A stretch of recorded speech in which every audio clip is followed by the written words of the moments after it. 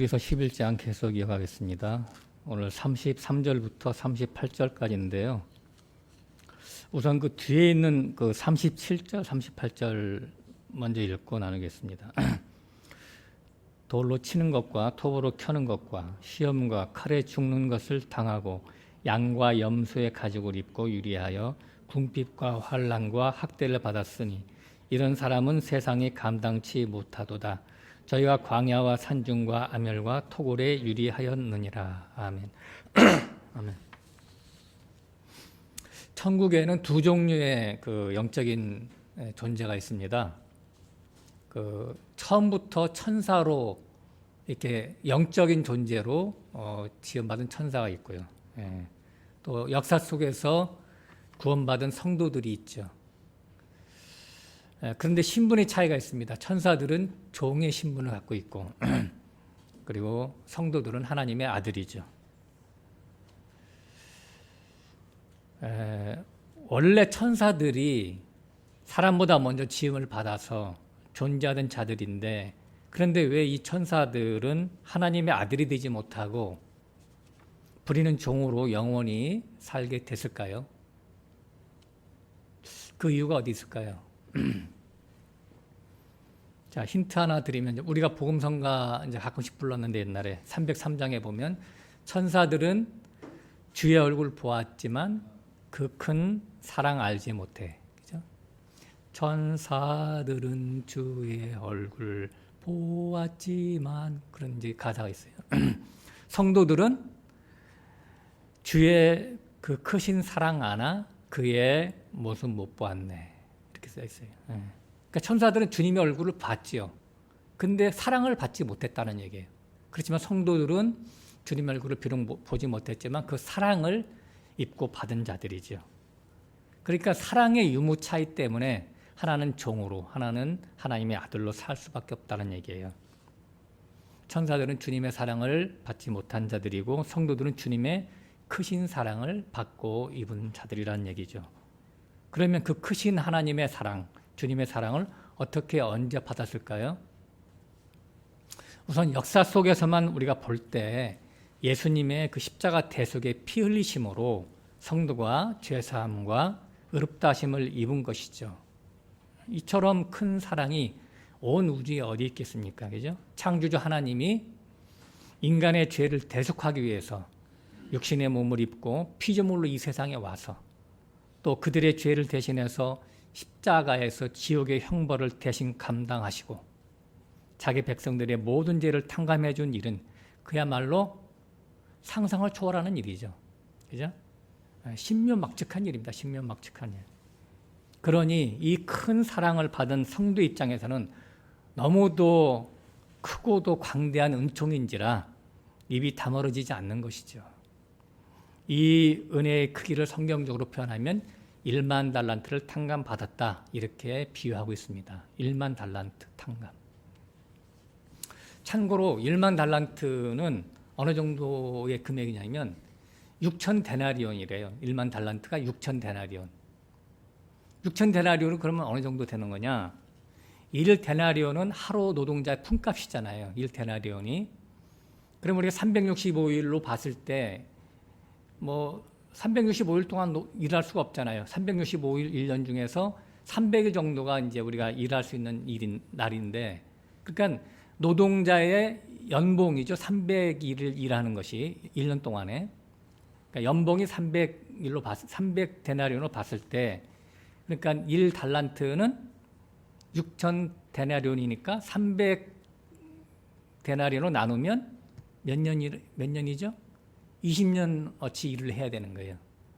1 달란트는 그러니까 6천 데나리온이고 6천 데나리온을 300 데나리온으로 연봉으로 나누니까 20년 일을 해야 1 달란트의 가치가 나오는 거예요. 그러니까 1만 달란트라고 하는 것은 20년 연봉을 곱하면 20만 년, 20만 년을 일해야 그 빚을 갚을 수가 있는 거예요. 20만 년. 100년도 못 사는 인생이 갚을 수 없는 빚을 진 것이죠. 20만 년 동안 일을 해야 1만 달란트를 갚을 수가 있으니까. 다시 말해서 사람의 죄값은 사람의 힘으로 해결할 수 없는데 하나님의 긍휼로 용서해 주셨다는 것이죠. 그런데 그 긍휼의 바탕에는 아무 근거 없이 용서하시는 것이 아니라 하나님의 아들 예수의 십자가 피 흘리심으로 그 죄값을 치르시고 하나님의 자기 백성을 용서하시는 것이죠. 다시 말해서 성도의 구원은 하나님의 긍휼과 예수 그리스도의 은혜로 받는 선물인데 이게 바로 하나님의 사랑 때문인 거예요.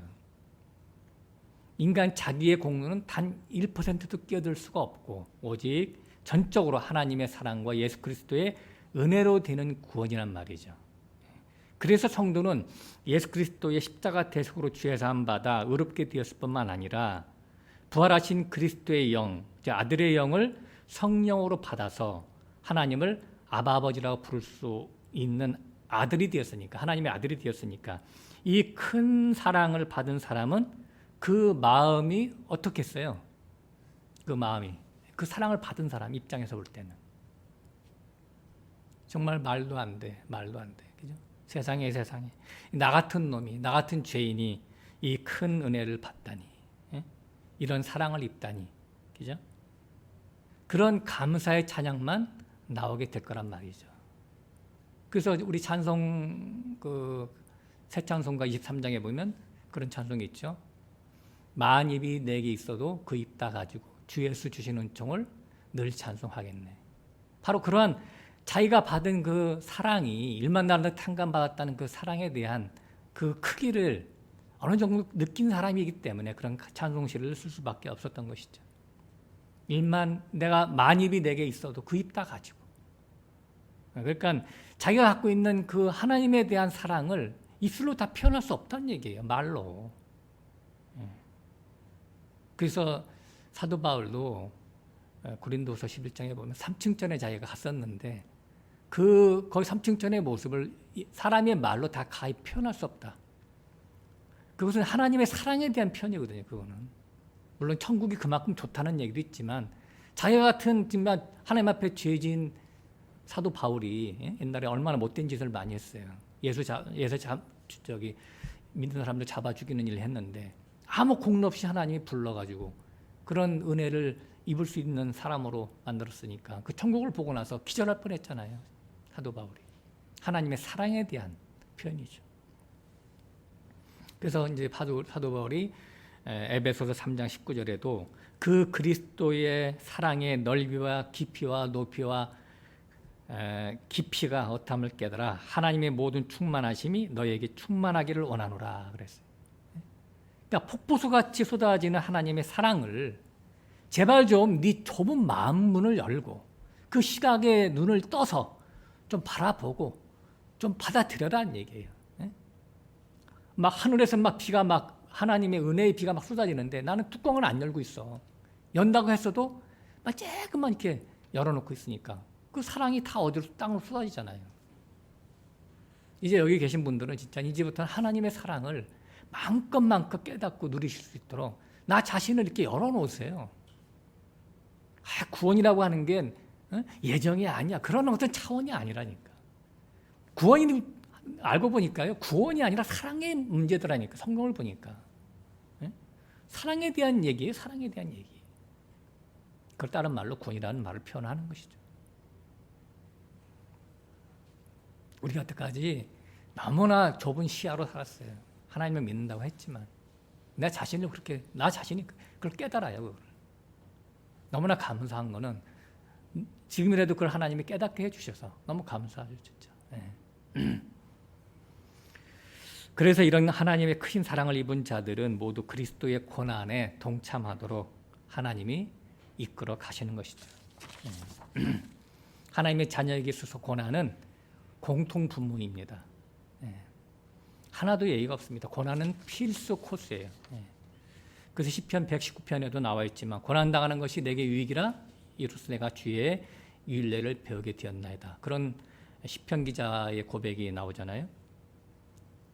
고난당하는 것이 내게 유익이다. 어떤 유익이에요? 고난당하는 것이.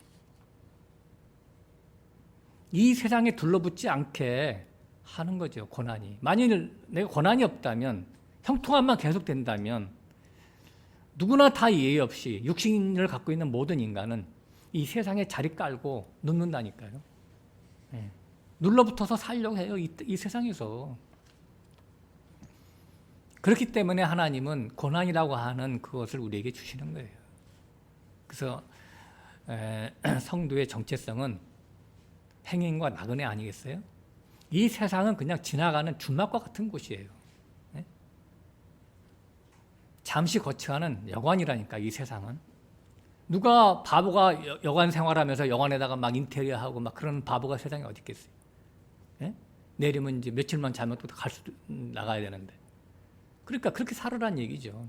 이 세상에 정붙이지 말고 우리의 믿음의 조상 아브라함처럼 나그네 생활을 하라고 하는 거예요. 만약에 고난이 없다면 본향집인 천국을 잊어버리고 여기서 누리며 살까 봐서 하나님은 계속해서 우리에게 풍랑을 보내시는 겁니다. 그러니까 고난이 오면, 풍랑이 오면 어떤 생각을 갖게 돼요? 아, 그렇지, 여기가 내 집이 아니지. 다시 하나님이 계신 본향을 생각하면서 누웠던 자리에서 털고 다시 일어나서 걷게 하는 그것이 뭐예요? 그것이 바로 고난이라고요. 그래서 고난이 우리에게 유익한 거예요. 지금까지 우리가 히브리서 11장에 공부한 대로 믿음의 선진들이 다 그러한 삶을 살았고, 오늘 나오는 또 자들 역시 동일한 고난의 길을 간 자들이죠. 특징이 뭐냐? 다 특징이 하나님의 사랑을 이미 받은 자들이라서 고난과 핍박에 와도 두렵지 않다는 거예요. 그 큰 사랑에 압류되어서 세상에서 아무리 좋은 것으로 미혹해도 두렵지 않고, 미혹해도 거의 요동치 않고, 그죠? 목숨의 위협에도 눈 하나 깜빡하지 않고 오직 믿음의 정조를 증명한 영적 승리의 이야기들이 계속해서 진행되고 있습니다. 오늘 33절부터 보면, 오늘 나눌 이야기는 33절부터 38절인데 34절, 35절 앞부분까지는 승리와 영광의 길을 간 사람들이고요. 그 뒤에부터는 이제 고난과 핍박으로 인한 순교의 길을 간 사람들이에요. 근데 사실은 길을 갔다고 하는, 제가 말을 했지만 이 사람들이 자기가 가고 싶어서 그런 길을 간 게 아니라 하나님이 그렇게 길을 가게 한 것이죠. 어떻게 보면 배역을 맡아서 그러한 배역을 그냥 한 거예요. 연기한 거예요. 예. 믿음의 선진들 누구 하나 다 그렇게 살고 싶어서 간 사람들이 없습니다. 예. 믿음이, 하나님이 이 사람들을 붙잡고 이끌어 갔기 때문에 그런 길을 갖고 그런 일들을 행한 것이죠. 예를 들어서 노아 보고, 노아는 110년 동안 방주를 짓다가 물론 이제 나중에는 다 멸망받을 때 자기 살았지만, 남들은 다 이 세상에서 먹고 막 누리고 있는데 자기 혼자 가족들 데리고 산에 가서 방주를 짓는 게 쉬운 일이겠어요? 근데 그게 노아의 마음에서 우러나와서 그렇게 한 게 아니라 하나님의 명령에 그 순응한 거예요. 노아, 너는 산에 가서 이제 방주 줘. 그러면 그걸 거역할 수가 없다니까요. 모세도 마찬가지예요. 야, 모세, 너 왕자 노릇 40년 하다가 이제 광야 가서 너 좀 대충 굴르다가 40년 만에 때가 차면 내 백성 가서 너 구원해야 돼. 그러면 그대로 하잖아요. 거역할 수 없잖아요. 하나님이 다 하시는 거라니까. 심지어는 살아도 90세 경수가 끊어졌는데 너 내년 이맘때 89세 때 하나님이 나타나셨잖아요. 너 내년 이맘때 네 아들에게서 아들이 날 거야. 네 배에서. 살아가 보여. 웃기시지 마세요. 번지수를 잘못 짚었습니다. 나 말고 저 앞동네 꽃님이한테 가서 말하세요. 나는 애 낳을 수가 없습니다. 그치만 어떻게 돼요? 하나님 하라니까 낳잖아요. 다 마찬가지죠. 마치 배우들이 감독의 지시에 따라서 연기를 하듯이 하나님의 각본대로 삶을 살아가는 것입니다. 다 하나님의 작정과 간섭 속에서 되는 일들이죠. 기차가 절길을 따라 달리듯이 성도는 그 가는 길이 정해져 있습니다. 그래서 승리와 영광의 길을 갔어도 제 실력이 아니고 극심한 핍박과 고통 속에서 순교자의 길을 간 것도 하나님의 안배로 그런 삶을 살게 하신 것이죠. 다 하나님이 하시는 거예요. 우리 33절 한번 읽어보겠습니다. 저희가 믿음으로 나라들을 이기기도 하며 의를 행하기도 하며 약속을 받기도 하며 사자들의 입을 막기도 하며. 믿음으로 나라들을 이겼다. 하나 예를 든다면 이스라엘의 적들과 싸워서 이긴 것은 훈련된 군사력이나 혹은 좋은 무기 때문에 이긴 게 아니죠. 그죠? 하나님이 다 앞장서서 싸워서 이겨주신 거예요. 예를 들어서 여리고성 보면 여리고성의 그 견고하고 큰 여리고성을 이스라엘 백성들이 싸웠어요? 싸워서 이긴 게 아니잖아요. 하루에 한 바퀴씩 6일 동안 돌고 마지막 7바퀴, 7째 날 7바퀴 돌아와서 함성을 질렀더니 무너져 내린 거 아니겠습니까? 그 다음에 아이성은 우습게 생각한 것이죠. 이 여리고성도 무너졌는데 저 아이성은 너무나 조그만 성이니까. 그래서 여호수아가 3,000명 가서 데리고 가서 싸웠는데 어떻게 됐어요? 대패했잖아요. 대패. 패배했잖아요. 그러니까 뭐냐면 하나님을 의지하면, 믿음을 의지하면 승리하는 것이고 자기 인간의 자기 꾀, 자기 능력을 의지하면 필패하는 거예요. 반드시 패하게 돼 있어요. 보면 또 의를 행하기도 하며 이런 말을 했는데 하나님만이 우리의 참된 의다라고 하는 것을 드러냈단 말이죠. 이런 것들은 이제 엘리야가 이제 갈멜산에서 바알과 아세라 신을 섬기던 제사장들, 그들이 몇 명이었어요? 450명, 400명, 850명. 엘리야는 혼자. 그러니까 850대 1로 붙었는데 누가 이겼어요? 엘리야가 이겼죠. 그 싸움의 내용이 뭐냐면 누가 참 신이냐 이거죠. 누가 참 신이냐. 하나님이냐? 바알이냐. 이 세상 복주는 바알이 참 신이냐. 아니면 너희들에게 권한도 주고 또 핍박도 당하게 하는 그 하나님이 참된 하나님이냐. 이걸로 이겼죠. 그죠? 의를 행하기도 하고 또 끝에 가면 사자 입을 막기도 하면 다니엘이죠. 그죠? 다니엘 금신상에 절하지 않는다고 다니엘을 굶긴 사자 무리 속에 집어넣었는데 사자가 입이 열리지가 않는 거예요. 잡아먹지도 못해. 그런 일도 있었죠. 다니엘서에 보면.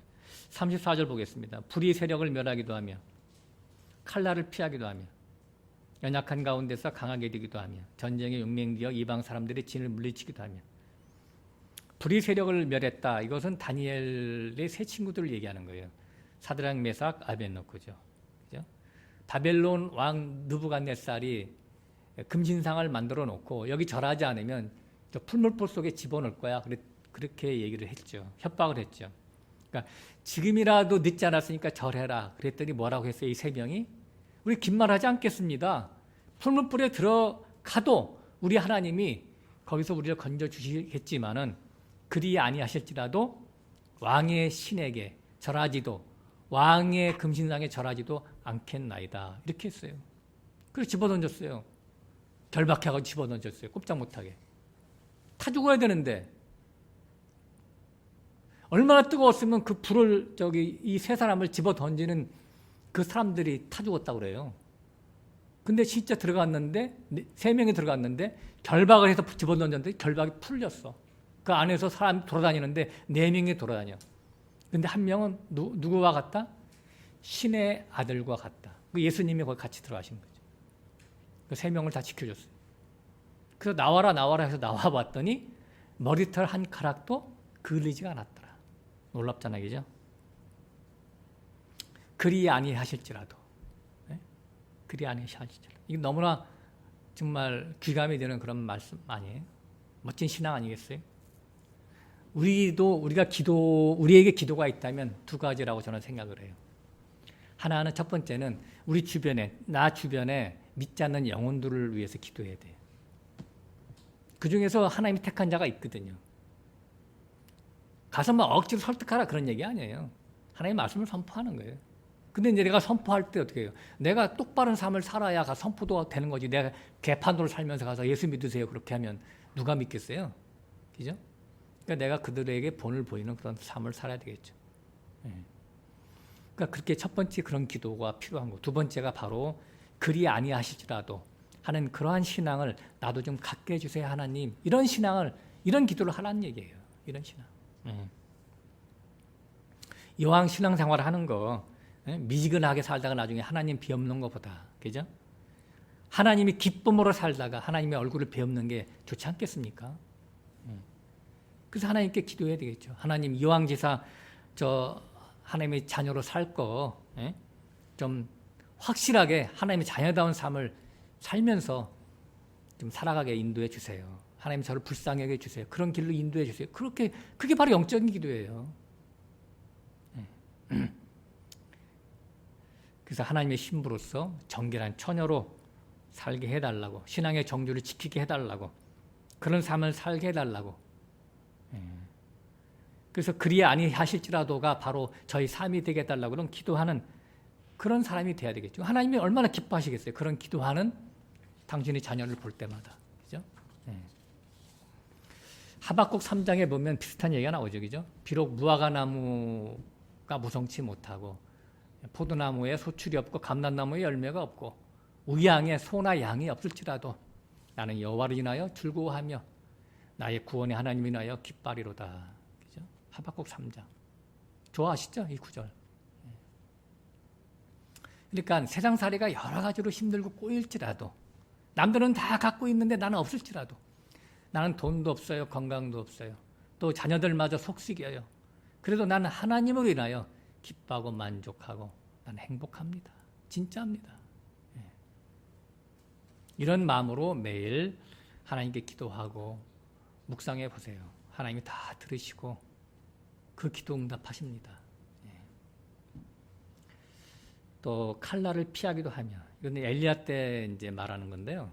엘리야 때 이세벨이 죽이려고 막 달려드니까 하나님이 피하게 하죠. 로뎀나무 밑에 가서 이렇게 숨기도 하고 그랬는데, 아방 때 그 아방의 아내가 이세벨인데, 이세벨 때 그 많은 선지자들이 죽었어요. 순교당한 거죠. 그때 그 엘리야도 그때 칼의 위협을 받고 도망갔죠. 그러니까 바로 얼마 전까지만 해도 갈멜사 전투에서 막 승리해서 의기양양했는데 갑자기 이세벨이 죽인다니까 어떻게 해요? 급반전한 거예요. 자기 목숨이 막 두려워서 또 도망가게 돼. 그러니까 하나님이, 신이 다 역사하는 거예요, 다. 예, 엘리야도 도망가는 게 필요해. 나중에 자기가 다 한 줄 알고 교만할 수가 있으니까 도망가게 하기도 합니다. 그래서 로뎀나무 밑에 가지고 허헉거리면서 하나님 앞에 기도하잖아요. 하나님, 지금 하나님의 선지자들을 저놈들이 다 죽여가지고 이제 나만 남았습니다. 그러니까 뭐라 그래요? 하나님이 아니야, 그게 아니고 바알에게 무릎 꿇지 아니한 7,000명을 내가 남겨놨어. 하나님이 그런 음성이 들리는 거예요. 7,000명이라고 하는 것은 숫자가 7,000이 아니죠, 그죠? 완전수, 충만한 수, 하나님이 이렇게 안배한 그런 수가 있단 말이죠. 그러니까 뭐냐면, 누구는 순교를 하고, 그때 누구는 순교하지 않고, 또 어느 때는 승리할 때도 있고, 같은 사람인데 어느 때는 도망가기도 하고, 다 하나님의 필요에 의해서 간섭하시는 겁니다. 35절, 여자들은 자기의 죽은 자를 부활로 받기도 하며, 또 어떤 이들은 더 좋은 부활을 얻고자 하여 악형을 받되 구차히 면하지 아니하였으며. 여자들은 자기의 죽은 자를 부활로 받았다. 이것은 엘리야 때나 엘리사 때 두 번 똑같이 나오는데, 사렙다 과부의 아들이 죽었는데 엘리야가 살려줍니다. 그리고 또 엘리사 때도 수넴 여인의 아들이 죽었는데 엘리사가 또 살려주죠. 이런 것들은 이제 신약에 와서 예수님이 죽은 나사로의 부활과 같은 그런 사건과 똑같은 거예요. 육신의 죽음이 있지만 그 죽음을 부활시킴으로를 통해서 뭐예요? 그 주변에 있는 사람들에게 죽음을 두려워하지 말라는 그것을 우리에게 알려주는 것이죠. 그러니까 그런 성경을 기록하게 하고 그 성경을 읽는 우리 모두에게 교훈하시기 위해서 그런 거예요. 그런 메시지를 주시는 거죠. 그러나 그 아들들이 또 나사로도 나중에 다시 죽잖아요. 그죠? 육신으로 부활한 건 다 죽게 돼 있어요. 영원하지가 않아요. 그래서 여기 더 좋은 부활을 얻고자 하여 악형을 받되 구차히 면하지 아니했다. 그러니까 육신의 부활이 아니라 영의 부활, 종말론적인 부활이 있으면 시사하는 말이죠. 그죠? 계시록 20장에 보면 하나님의 말씀과 예수 그리스도의 증거로 인하여 목뱀을 받은 자들이 살아서 1000년 동안 왕노릇한다. 그것이 바로 첫째 부활이다. 그런 말을 해요. 두 번째 사망이 없는 자들이죠.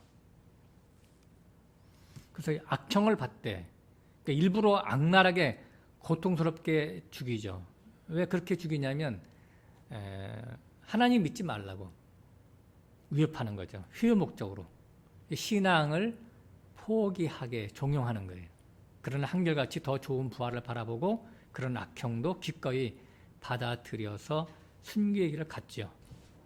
36절 또 어떤 이들은 회롱과 채찍질뿐만 아니라 결박과 옥에 갇히는 시험도 받았으며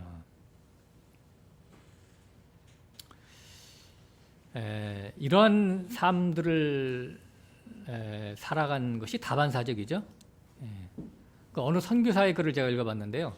80년대 말, 그러니까 구소련이 무너지기 전에 분기 직전에 어렵사리 그 소련 지하교회에서 참석해서 같이 예배를 드렸대요. 근데 예배의 풍경이 너무나 좀 이상하고 놀라웠다는 거죠. 예배 전부터 막 그 성경을 막 사람들이 우리는 여기 시간이 좀 있으면 좀 개인 시간을 많이 갖잖아, 그죠? 근데 그 사람들은 막 예배 시간 한참 전인데도 막 성경을 끌어안고 계속 읽고, 또 성경을 막 끌어안고 막 울고, 계속 눈물을 흘리면서, 펑펑 흘리면서. 딱 사람들이 다 그러는 거예요. 다 똑같이. 또 설교 들을 때도 막 계속 눈물을 흘리고, 찬양 부를 때도 계속 눈물을 흘리고, 눈물이 범벅이 돼가지고 막, 예배를 계속해서 드렸다는 거예요. 그래서 나중에 왜 그런가? 나중에 그 자초지종을 듣고 보니까 언제 비밀경찰 KGB가 들어와서 잡아갈지 모르니까 이렇게 잡혀가면 처형당하거나 보통 20년 내지 30년 옥살이가 부지기수래요. 그러니까 지금이 바로 성도 간에 드리는 마지막 예배일지 모르니까 아쉽고 절박해서 언제 이 모임 다시 갖게 되나 생각하니까 눈물이 쏟아졌다는 얘기죠. 이게 마지막 예배라고 생각을 해보세요. 우리도. 자, 우리가 이제 암에 걸렸어. 암에 걸렸는데 며칠 때 죽어. 근데 여기 너무나 이 예배가 그리워서 지인의 도움으로 와가지고 같이 예배 드린다고 칩시다. 그 사람의 입장에서는 어떻게 할까요? 그게 그 마음이 막 가슴이 벅차겠죠. 근데 그 마지막 예배 드리다가 언제 KGB가 와서 잡혀간다면 끝나는 거니까 이런 예배 다시는 못 드리고 자기는 순교할지도 모르고 막 몇십 년 동안 이제 옥살이 할지도 모르니까 그 예배가 얼마나 감격스럽겠어요. 그죠? 잡혀간다 해도 그 모임과 예배를 중단할 수 없다는 그런 신앙. 그것이 바로 산신앙 아니겠어요? 우리가 생각할 때는 잡혀갈 텐데 뭐로 올까? 그렇지 않다는 거예요. 살아있는 신앙은 그렇다는 거예요. 타협이 없는 거죠. 타협.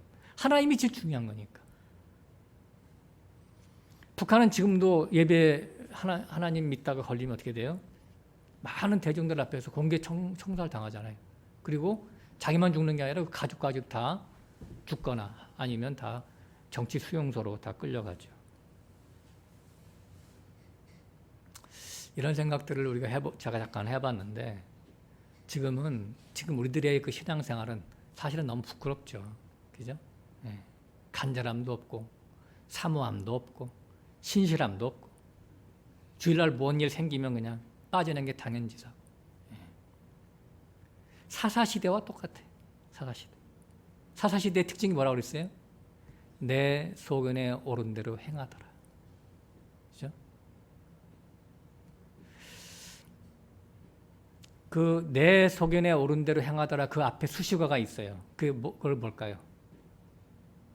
성경에 보면 수식어가 있어요. 이스라엘의 왕이 없으므로. 참 진짜 너무나 맞는 말을 써놨어요. 이스라엘의 왕이 없으므로 내 소견에 옳은 대로 행하더라. 이스라엘에 왕이 없어요? 이스라엘은 왕이 있죠. 왕이 하나님이잖아요. 그죠? 하나님이 왕이신데 그들의 눈에는 왕이 안 보이는 거예요. 왕이 투명인가 아니야? 왕이 유령과 같아. 다시 말해서 왕이신 하나님의 존재감이 꽝이야, 꽝, 제로. 하나님이 지금 살아서 내 앞에 계시고 내 위에 계시고 내 뒤에 계시고 내 옆에 계신데 자기는 안 보이니까 그 하나님을 인식하지 못하고 자기 마음대로 산다니까. 이방인들처럼 똑같이. 그러니까 이게 뭐예요? 하나님을 섬기지만 입술로만 하나님을 섬기는 거예요. 절박함이 없어요. 제 소견에 오른 대로 행하는 거예요. 한국 기독교 지금 너무나 많이 변질됐습니다. 저도 교회를 위해서 가끔씩 기도하지만 이미 교파교회 있잖아요. 교파교회에서는 복음적인 교회가 거의 없어요. 있긴 있어요.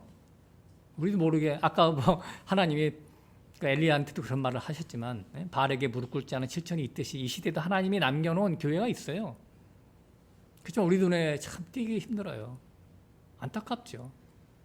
다 기복신앙, 그죠? 번영신앙에 감염된 기복신앙, 은사주의, 예? 율법주의, 사회정의 구현 이런 거로 많이 다른 복음, 다른 예수로 다 변질돼 버렸어요. 인본주의 신앙으로 세속화된 것이죠. 그죠? 그리고 소위 이제 진리 모임이라고 하는 소그룹 모임, 우리가 같은 소그룹 모임이 꽤 많이 있습니다, 지금. 그러니까 일반 기독교 다니던 사람들이 이건 아니지 그래가지고 나와서 이런 소그룹 모임을 많이 참여들 하고 있는데 거기도 보면 원어 해석이니 아니면 뭐 난해 구절 해석이니 그렇게 가는 거예요. 그러니까 성경을 지식으로 탐구하는 거야. 지식을 많이 갖고 있으면 구원이 되는 건 줄 알고 오해를 하고 있어요. 여기나 저기나 십자가 예수는 실종되고 사도 바울이 버린 그 배설물을 다시 뒤집어 쓰고 있는 실정이죠. 성경의 핵심이 되는 하나님의 은혜, 하나님의 긍휼은 찾아보기 힘들어요. 그런 교회 설교 들어보면. 다 사람의 행위 열심히 강조되거나 일반 교파교회에서는 또 이런 소그룹 모임에서는 뭐 성경이 뭐 원어가 이건 뭐 단어 전혀 성경하고 틀린 말들을 하고 있으면서도 수많은 사람들이 그걸 조회해가지고 들어가서 그것이 신앙인 양 따라다니고 그걸 듣고 신앙이 없어요. 다 죽은 신앙이지. 그런 난해 구절을 해석해야 그게 좋은 신앙입니까? 예수 십자가가 빠졌는데 사도 바울은 나는 예수 십자가 외에는 다른 것은 알지 않기로 작정했고 오직 십자가에 달린 예수만 자랑하겠노라. 그게 바로 하나님의 마음이거든요. 그런데 왜 그렇게 변질됐는지 모르겠어.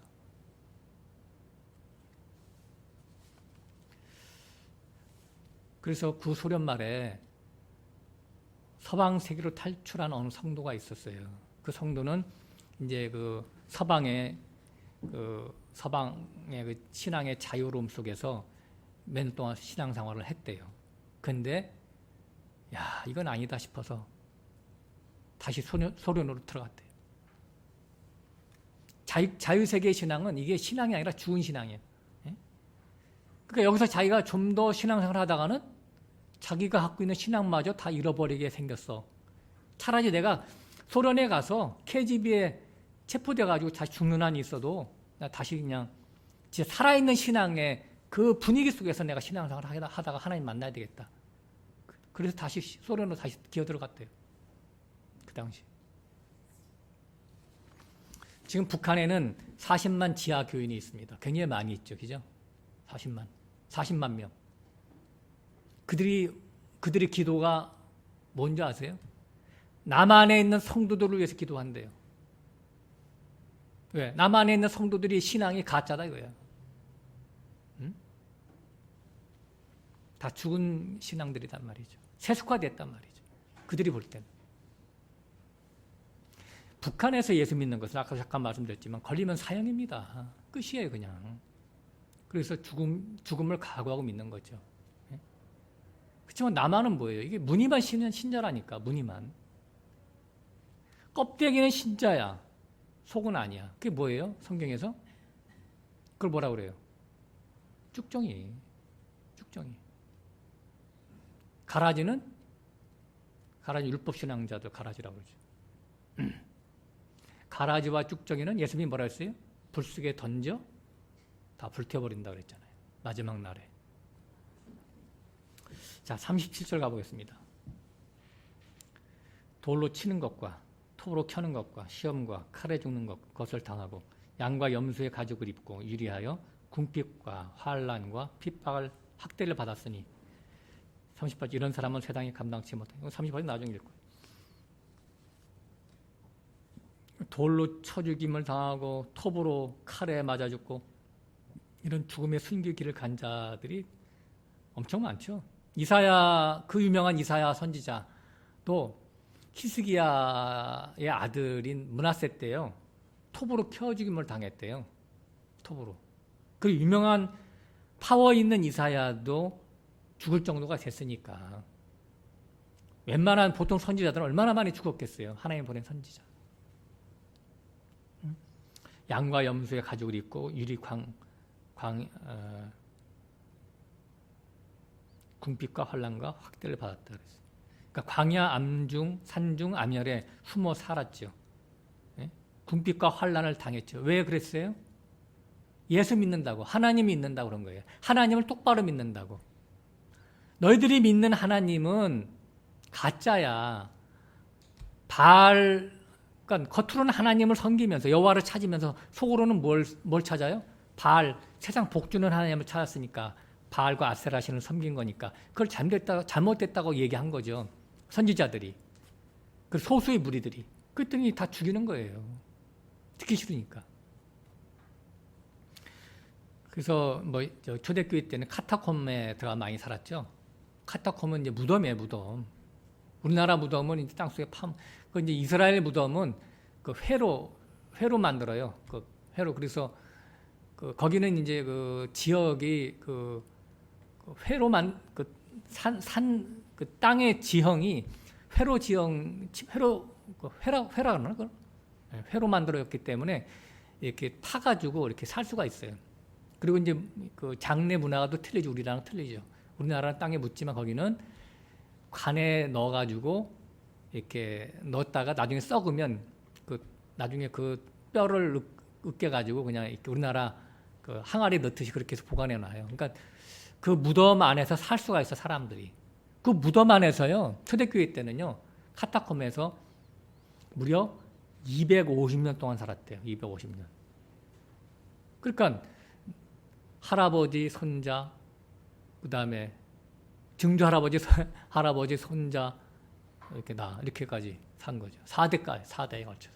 거기서 나고, 자라고, 결혼하고, 죽고, 또 손자까지.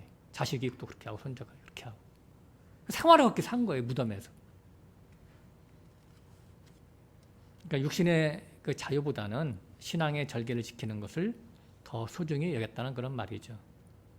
또 원형 경기장에서 사자의 밥이 되고 찢겨 죽고 그다음에 화형을 당하고 투장당하고 그리고 여러 가지 모양으로 이제 죽임을 당하죠. 그 다 왜 그렇게 죽었냐면 하늘의 본향을 소망하여 죽음이 두렵지가 않은 것이죠.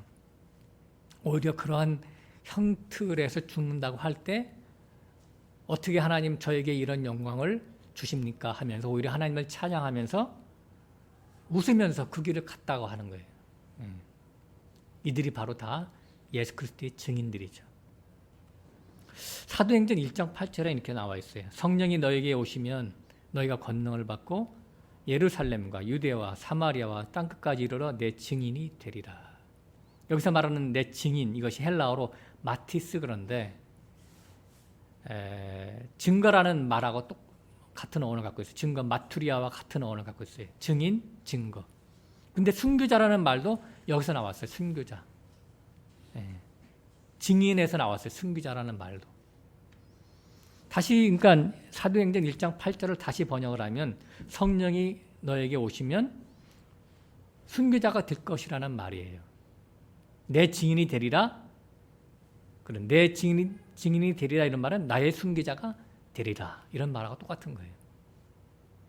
그러니까 우리가 지금 생각하는 증인이 되리라 그러면 나가서 뭐 전도하고 그렇게 쉽게 생각하는 것일 수도 있지만 예수님은 제자들한테 그랬잖아요. 내가 너희들을 이리 가운데로 보낸다. 양을 이리 가운데로 보내면 어떻게 되는 거예요?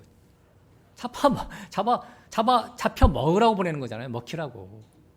근데 우리는 이 세상 삶을 너무 쉽게 생각한다니까. 예수 믿고 이 땅에 대충 살다가 나중에 천국 가면 돼. 그게 아니라고요. 우리를 먼저 예수를 믿게 한 것은 증인 삼으려고 한 거예요.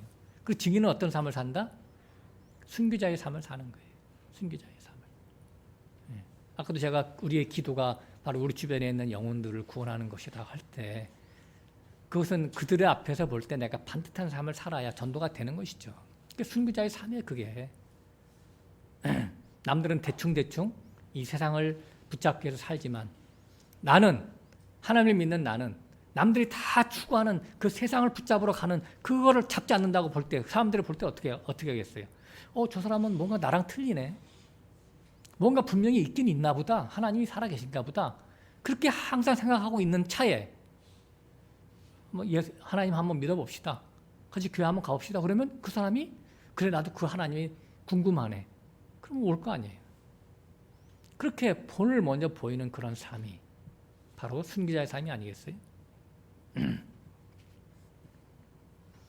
계시록 20장 4절에는 하나님의 말씀과 예수 그리스도의 증거로 인하여 목배임을 받은 자들이 살아서 천년을 왕노로 타리로다. 천년이라고 하는 것은 영원한 것을 얘기하는 거죠. 영원히 그리스도와 함께 왕노로 타리로다. 천국 생활을 얘기하는 거예요. 이 말씀대로 주님의 12사도는 다 순교자의 길을 걷죠. 그죠? 베드로는 십자가에서 거꾸로 못 박혔고 나머지 제자들 다 죽었어요.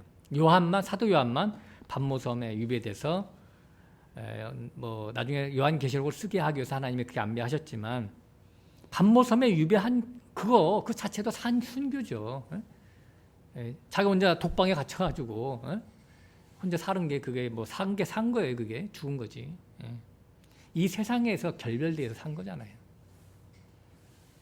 또 사도 바울도 로마 감옥에서 나중에 참수형을 당하죠. 초대교회 감독이었던 폴리갑이라는 사람 많이 들어봤죠?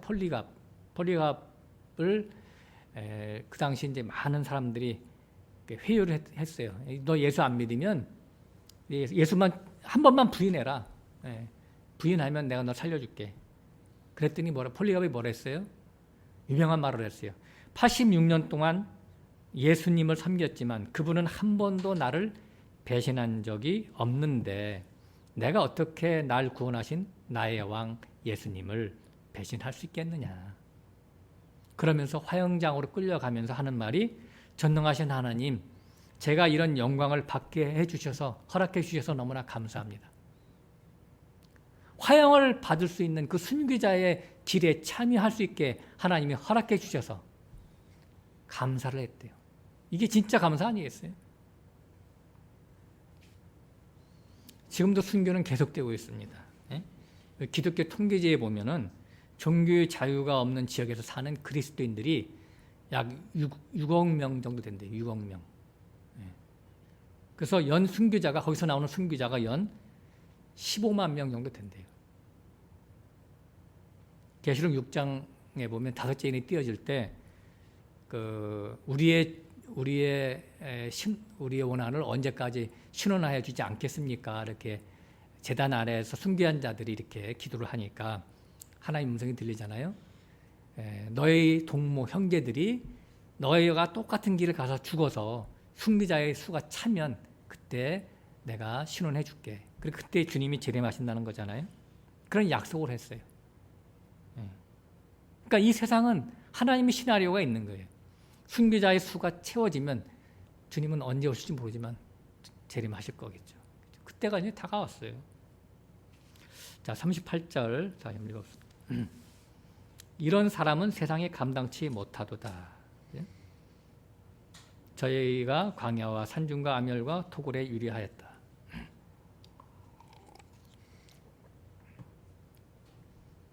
세상에 감당하지 못했다. 이 말은 세상이 이들을 품기엔 역부족했다 이런 얘기죠. 첫 번째 이유는 성질과 속성면에서 성도와 세상은 DNA가 틀려요. DNA가 성질이 틀려요. 성질이. 그 미운 오리 새끼라고 하는 동화 옛날 다 읽어보셨죠? 안데르센이라고 하는 사람이 쓴 동화죠.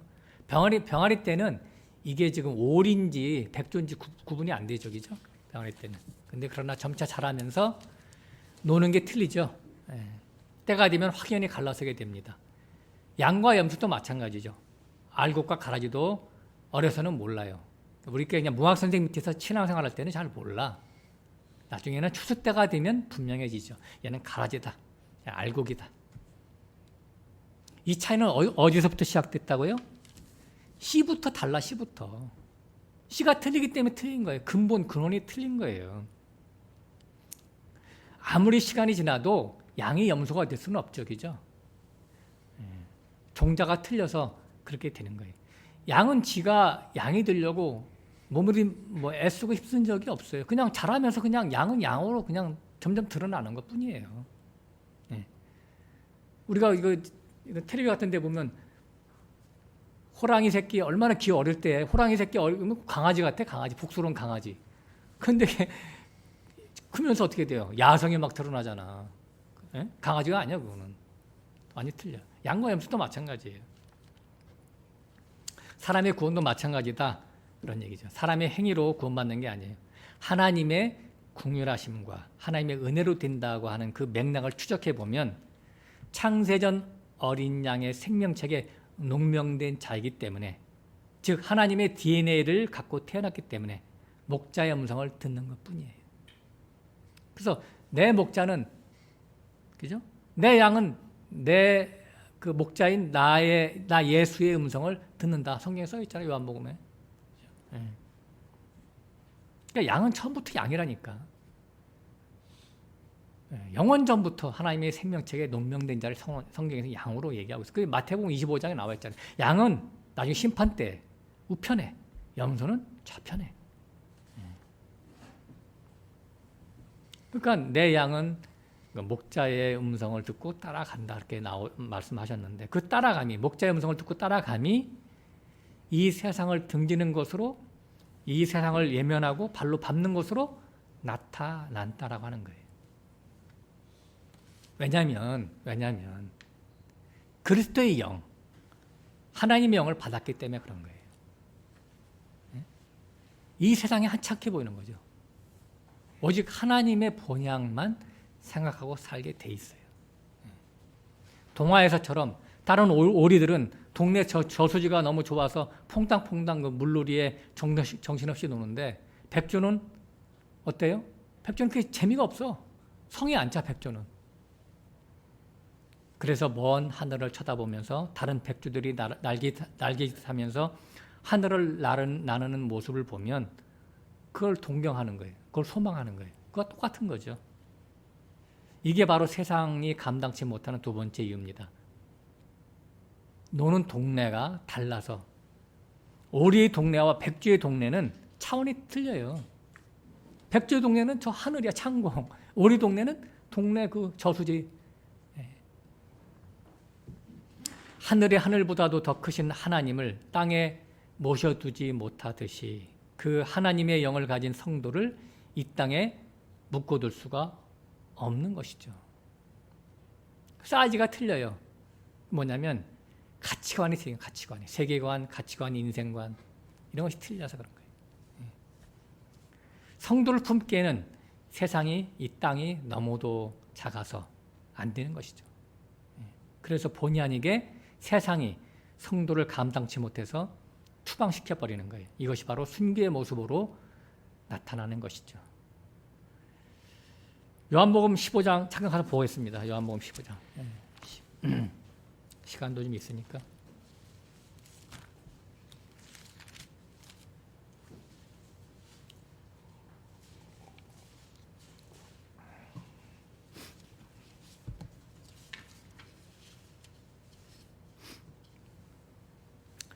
(15장) 16절부터 볼까요? 너희가 나를 택한 것이 아니요 내가 너희를 택하여 세웠나니 이는 너희로 가서 과실을 맺게 하고 또 너희 과실이 항상 있게 하여 내 이름으로 아버지께 무엇을 구하든지 다 받게 하려 함이니라. 자, 중요한 말이 있어요. 너희가 나를 택한 게 아니요 내가 너를 택하여 세웠다 그런 거예요. 우리가 예수 믿은 게 아니라 하나님이 우리로 하여금 예수 믿게 했다니까요. 과실을 맺게 하기. 과실이라는 게 뭐냐면 하나님의 형상과 모양대로 만들어지게 하기 위해서. 그게 뭐냐면 하나님을 사랑하기 위해서. 다른 게 아니고 쉽게 얘기해서. 하나님의 사랑을 가득 갖다 품고 오라고. 아버지의 사랑을 네가 깨닫고 오라고 한 거예요.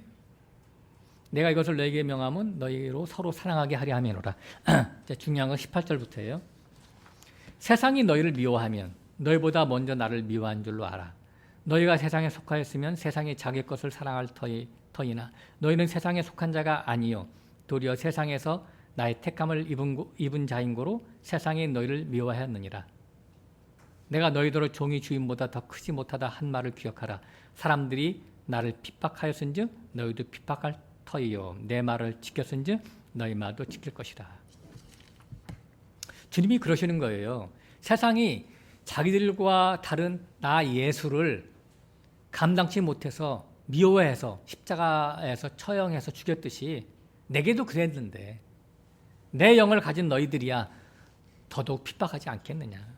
주인도 핍박했는데 종들은 더 많이 핍박당하지 않겠느냐. 그런 말씀을 하시는 거예요. 핍박당하지 않고 세상을 신앙생활을 하려고 하는 그 생각을 접으라는 얘기죠. 그러므로 우리는 이 세상에 왜 왔어요?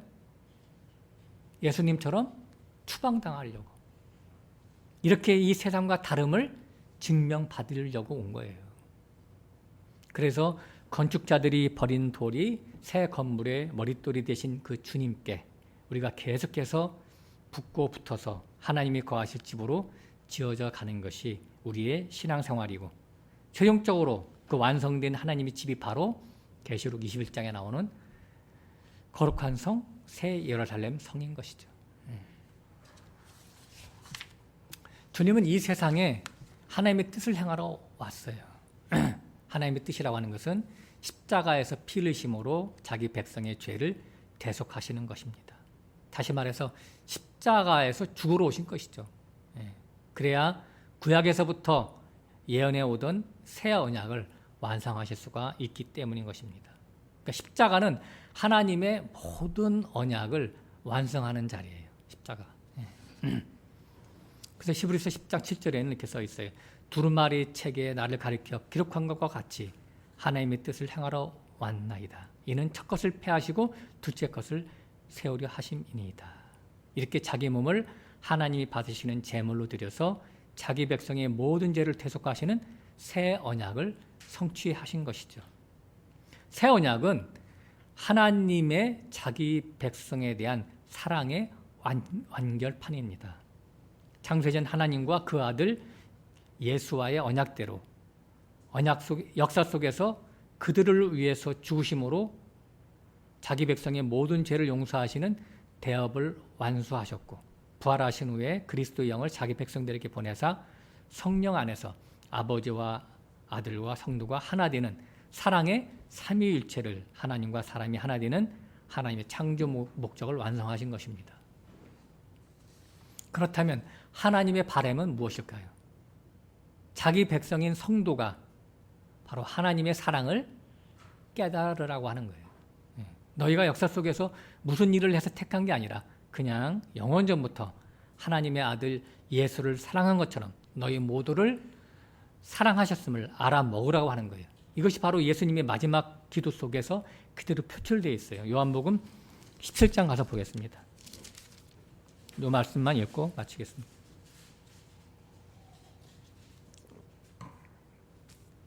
요한복음 17장 22절부터 보겠습니다. 내게 주신 영광을 22절 내게 주신 영광을 내가 저에게 주었사오니 이는 우리가 하나가 된 것 같이 저희도 하나가 되게 하려 함이니이다. 사실 여기서 영광이라고 하는 것은 제가 구체적으로 말을 하면 간단하게 얘기하면 구체적으로 말을 제가 못하고 예수님이 십자가에서 죽는 것을 영광을 받는다고 그래요. 그러니까 고난을 통해서 받는 영광을 얘기하는 거예요. 그러니까 내가 십자가에서 죽듯이 저들도 고난 가운데 내가 몰아넣겠습니다. 사실 그 말이에요, 이게. 근데 23절 보면 자, 굉장히 중요한 말씀이 써 있어요. 곧 내가 저희 안에 아버지께서 내 안에 계셔 저희로 온전함을 이루어 하나가 되려 함은 아버지께서 나를 보내신 것과 또 나를 사랑하신 같이 저희도 사랑하신 것을 세상으로 알게 하려 함이로소이다. 자, 끝에 부분 다시 읽어볼게요. 아버지께서 나를 사랑하심 같이 저희도 사랑하신 것을 세상으로, 그러니까 자기 백성으로 하여금 알게 하려 함이로소이다. 너무 놀랍죠, 그죠? 하나님이 나 예수, 아들 예수를 사랑한 것처럼 자기 백성인 너희들도 사랑하신 것을 알게 하려 함이로소이다. 십자가의 그 통해서 성령을 우리에게 부어주시면 그걸 알게 하신다는 거예요. 네? 그러니까 영원전 하늘나라에서부터 우리가 하나님의 아들들이었는데 역사 속에서 그리스도의 영을 받고 보니까 그것을 알게 되더라는 얘기죠. 네? 제가 이제 이 설교 준비하는데 정말 그런 마음이 드는 거예요. 야, 이제 우리 지체들은 좀 제발 좀 깨달았으면 좋겠습니다. 아버지. 제가 우리 지체들을 위해서 날마다 기도합니다. 예. 깨닫게 해달라고. 예. 정말 제가 질문 한번 해볼게요. 각자들에게. 예.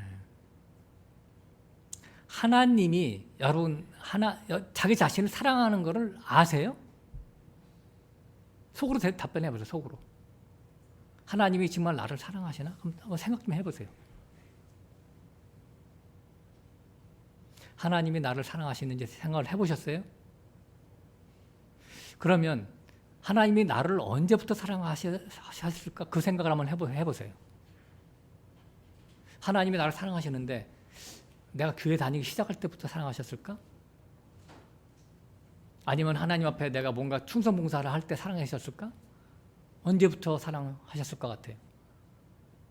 그게 아니죠, 그죠? 영원 전부터, 우리가 태어나기 전부터, 창세 전부터 하나님은 우리를 사랑했다니까요. 우리가 이 세상에 육신을 입고 온 것은 고난을 통해서 하나님의 사랑을 깨달으라고 하는 거예요. 천사들은 육신이 없기 때문에 고난도 없다라고 아까 제가 서원에 말씀드렸죠. 그래서 하나님의 사랑을 몰라요. 그저 부리는 종으로 살아가는 존재일 뿐임을 우리가 알아야 되겠죠. 그러니까 우리가 반면에 우리가 고난받는 것은 역설적으로 표출되는 하나님의 사랑이죠. 그죠? 그러니까 우리가 역설적으로 하나님이 우리를 사랑하는 그 사랑을, 고난 속에서 사랑하는 그 사랑을 깨닫는다면 이 고난이야말로 뭐예요? 하나님의 아들 되게 하는 특혜요 증표니까 고난을 감사해야 되겠죠. 그죠? 얼마나 그날의 영광이 크고 놀라우면 사도 바울이 로마서 8장에서 이런 말을 했어요. 현재의 고난은 장차 나타날 영광과 좋게 비교할 수 없도다. 그런 말을 했겠어요. 그죠? 고난이 오면 피하지 말고 고난 속에 숨어있는 하나님의 사랑을 보고 넉넉히 이기는 저와 여러분들이 되시기를 소원합니다. 기도하겠습니다.